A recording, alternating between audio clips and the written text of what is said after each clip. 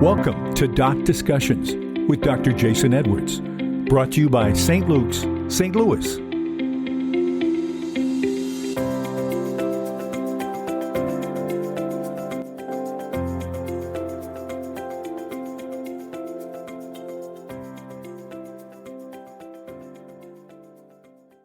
Hi, this is Jason Edwards. Welcome to Doc Discussions. I'm here with my friend Katie Hewn-Usry, and she's a primary care provider. Katie, how you doing today? Great, thanks. Thanks for having me. You bet. Now, let's start off. Where are you from originally? I'm from just down the street, St. Louis, born and raised here, and actually St. Luke's was my neighborhood hospital growing up. Is that right? Yep. How about that? And your husband is also a physician, Gabe. Yes.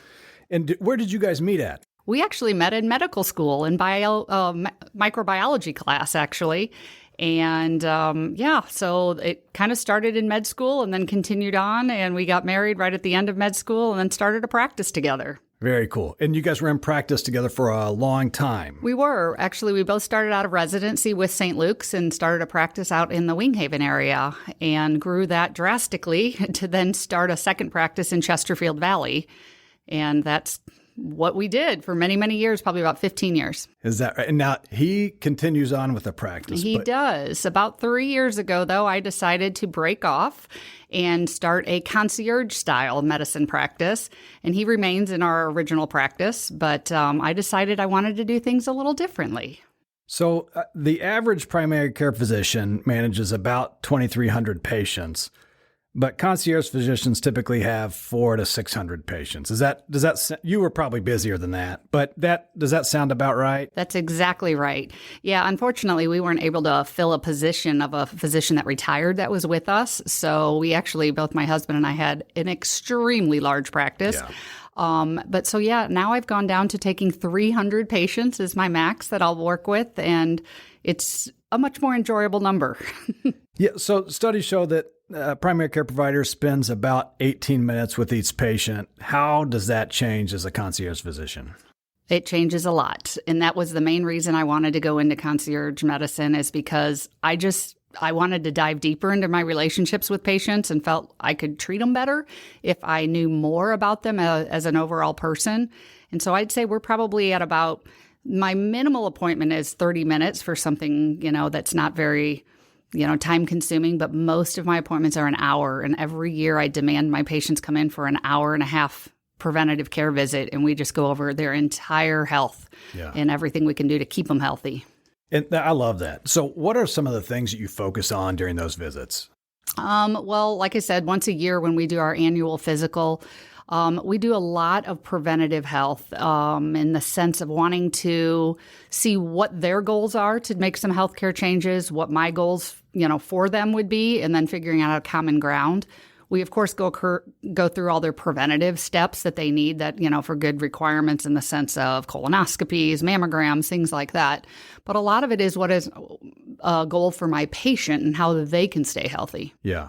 So, to me, some of the things that kind of come up are like, and there's stuff we all know, diet, exercise, mental health. But I feel like with an hour-long meeting, you're able to kind of drill down on some specifics and talk about specific techniques. We really can. I mean, that's one thing I do talk a lot about is exercise and, appropriate ways to exercise, try to eliminate some of the fad diets and exercise plans that a lot of people hear about. Yeah. One thing I will have to say is a lot of my patients are very educated. And so it's great to have these discussions on a deeper level. And they come in frequently with questions about new state-of-the-art testing and, everything from cancer screenings to, new exercise plans. And so sometimes I'm learning from my patients as well. For sure. And a lot of the times patients will bring things that are not really ready for prime time. Mm-hmm. And so as physicians, we don't always see the things that are like kind of in the works. Only Correct. When it's actually used with patients does it reach our desk. Of course, sometimes we do see these things, when they're in clinical trials. Mm-hmm. But there's plenty of stuff out there that just is not quite ready for prime time, like the blood test for cancer screening in the general population. Mm-hmm. I mean, we're just not there yet. And so, so Yeah, I've done the same thing. I've learned about something that was kind of coming down the pipe, but not ready. Right. I mean, it's amazing the stuff that patients will bring to you and say, what do you think of this? And I literally have to flip the bottle over or pull up a website and read through it with them. They want to know, are the ingredients safe? And, and when it's a proprietary blend of something, you never know. Yeah. So it is a lot of research on my behalf. And sometimes I just flat out say, I don't know. Give me some time to research this and I'll get back to you. Yeah. But yeah, plenty of gray area stuff out there that's exactly. like may help you, may hurt you, probably does nothing. But correct. And so now another thing that you're really into is horseback riding. Yes, definitely. And how long have you been doing that? Ever since I was a child, actually. I used to take horseback riding lessons growing up and then kind of got away from it for several years after college and before medical school. Yeah. And then my parents went to an auction and bought some horseback riding lessons and gave it to me as a gift. And the rest is history in a sense. And my husband quickly learned that horses were coming back into my life. Yeah. That was, I think that auction was more expensive than everybody anticipated. Exactly. But you do get a lot of core strength, balance, and stress reduction from riding horses. Absolutely. And believe it or not, my initial degree was exercise physiology before I then became a respiratory therapist and then became a physician. But so exercise physiology is always something that is extremely interesting to me. And there's a lot of programs that we use with horseback riding to work on core strength and balance. And it's amazing what our balance can do to a 1,600-pound animal if we are not balanced. It can mess them up and they then have issues. So it's kind of fascinating to be able to work with them. I have a friend in Springfield, Missouri. And she's either I think an occupational therapist, but she may be a physical therapist. But she runs, I think it's a charity or a company called Dynamic Strides. Oh, okay. And they have like kids with some sort of disability ride with horses. So like a therapeutic equine horsemanship. therapy. Yeah. And from I don't know, the idiosyncrasies of it, but it seems like it's been a really good thing, and it's kind of surprising, but it makes sense, once you see the kids. Yeah, it's pretty fascinating. There's a couple here in the St. Louis area that are well used by several of. Actually, one of my patients uses an equine therapy program he's got hypotonia, meaning low muscle strength. Yeah, and he uses it on a regular basis, and it makes a huge difference in his core.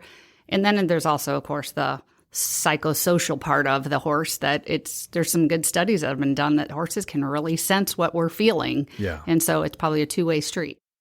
Can you talk to me more about that? Because the people I know who've ridden horses, and most of them are female, seem to have a strong relationship with their horse. It is pretty amazing. I mean, there's nothing better than when you walk into a barn and your horse sees you and whinnies because they know the sound of your car, or they know the sound of your voice. And my kids frequently give me trouble that I love my horses more than them. And I always explain to them they don't wag their tails or they don't whinny when I open the back door. They give me a, hey, bro. But so it is a fascinating relationship that you really can build. And there's good evidence to show that horses understand your heartbeat and they are fueled off your relationship. And there are actually times that I've had to step away and say, I'm having a really bad day. I don't want to put that over on my horse. Yeah. So I specifically don't ride. I may do something else to groom them or just, take some time with them on what we call just on the ground because I know that I can be tense and they feel that and they act differently under that circumstance. Did you ever see a documentary called Buck? Yes. Man, what an amazing film. He's an amazing horse trainer. He actually is blanking on his full name. But it's pretty amazing the relationships you can build with horse. And it all comes down on trust. Yeah. And it's interesting to train horses is truly you have to develop a level of trust and then they will do whatever for you. One of the things that I learned from that documentary, and it's been probably 20 years since I've seen it or 15, but it's about this guy who deals with horses that everybody's kind of given up on. And he had been abused as a child. And so, and he kind of thought, a lot of it's in what what you do and how you act around the horse and how you move, and they can just sense what you're actually thinking. And a lot of times they talk about how horse behavior is actually a result of human interaction. Yeah. So horses that have trouble it was because they were probably dealt with in a way that someone didn't understand them. And so they were being either defensive or aggressive, as a result of something. Not that that is their nature to begin with. Yeah. And, when he was talking about how they can sense what's going on inside of you, it made me realize if horses can do it, people probably can too. Mm-hmm. And like, if you're going to take care of patients and you want the patient to like you better really like them, and so because they're going to see through all these subconscious, signals that we all give out, whether it's your eye contact or how you're holding your body or the tone of your voice. And it just made me realize how important like the nonverbal skills are. You're exactly with right, people. I think. Mm-hmm. And I mean, I've shared many patients with you before, and they say the same thing about you, is it's the genuine caring that they can sense. And, if you hide behind a computer screen and stare at your keyboard and just type and don't pay attention to the patient, it's the same thing with their body language, know. I feel that that's a huge part in what I wanted to do in concierge medicine. And unfortunately, it takes more than 15 minutes to build those relationships.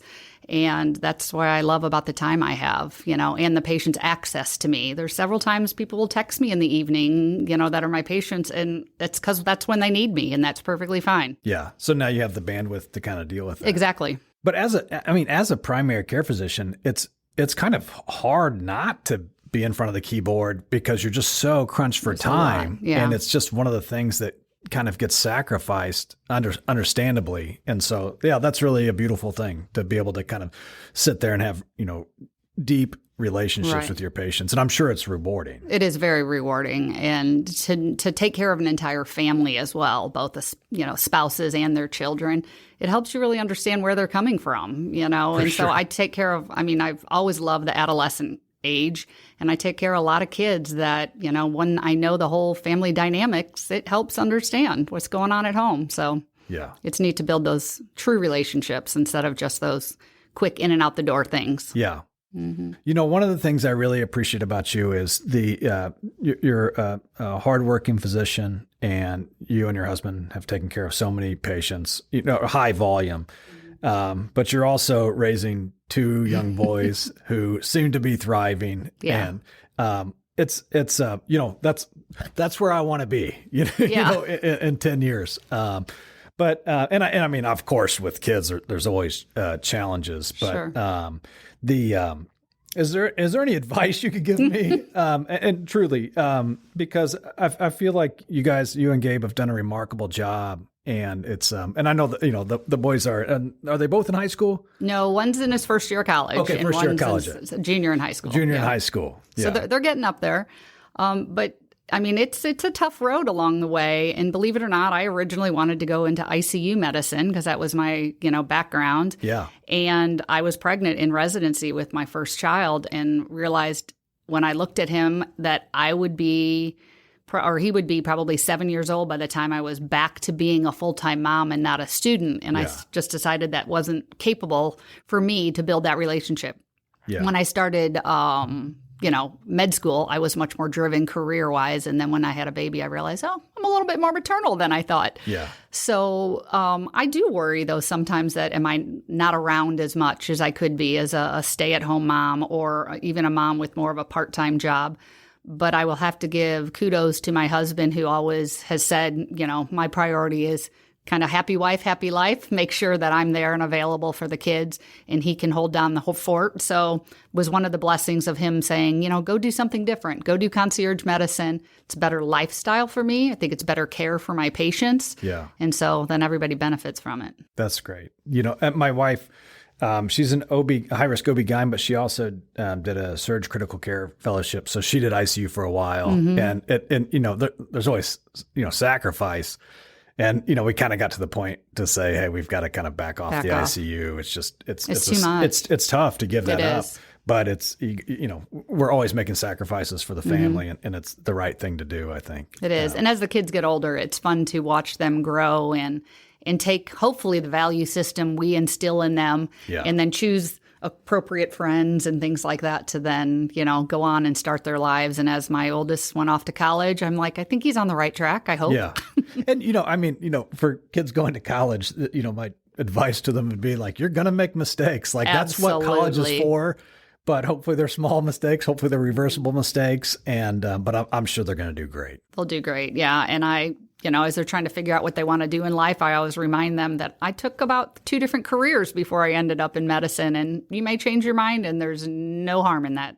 For sure. And I'm sure being a respiratory therapist and a physiologist for sure makes you a better physician. I feel like, I had at least a lot of diversity in my experience along the way. Yeah. And, I consider myself kind of an expert, I guess, in the respiratory aspect of taking care of my patients because of my history. Yeah. But, it really, I feel like, opened up my eyes, and I love what I do because of that, I think. That's awesome.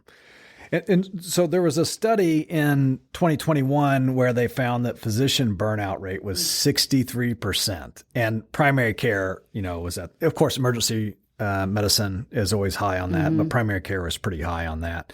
And you feel like it's helped your mental health? Oh, absolutely. I used to kiddingly tell people when I would come home from work on Friday, I'm like, I can't go back there on Monday morning. I just can't do it. It was too emotionally draining. It was just, I was staying up late at night trying to finish things. And so then when I started looking at what can I do, because this isn't life-sustaining in a sense for me, I looked at things outside of medicine, and then I realized everything I wanted was those relationships with patients, and that's what I valued the most. So I had to figure out another way to do it. And that's when, I reached out and found out a little bit about concierge medicine, and it's done wonders. Yeah, there was another study saying that a survey saying that about 25% of primary care physicians have considered switching to concierge, which is understandable. Sure. Yeah. Now you and Gabe were out at Winghaven for a long time, but where's your office now? Now it's located off of Ballas Road. I was here at St. Luke's main campus for the first 2 years I went concierge, but I have recently moved over to Ballas Road to a newer, smaller little office space that I could kind of just make my own. So still close and convenient, because I do have patients that utilize other hospital systems in St. Louis. Yeah. So it makes it a little bit easier for me to be access for them. Yeah, that's a great location. And are you taking new patients? I am still taking new patients. I have a few spots still available before I kind of hit my maximum. So at this time, I am taking new patients. So I'd love to see people. How do people get a hold of you? The best way to get a hold is either contact my office, which is 314-866-5503, or they can find me actually on a Signature MD, which is my company that I use my practice through. They have a website called signaturemd.com, and if you scroll down, you can find my name that way. Awesome. Katie, thanks so much for joining us. Thank you very much. It was great being here. You bet. Join us next time for Doc Discussions with Dr. Jason Edwards. It's medicine for your body, mind, and spirit.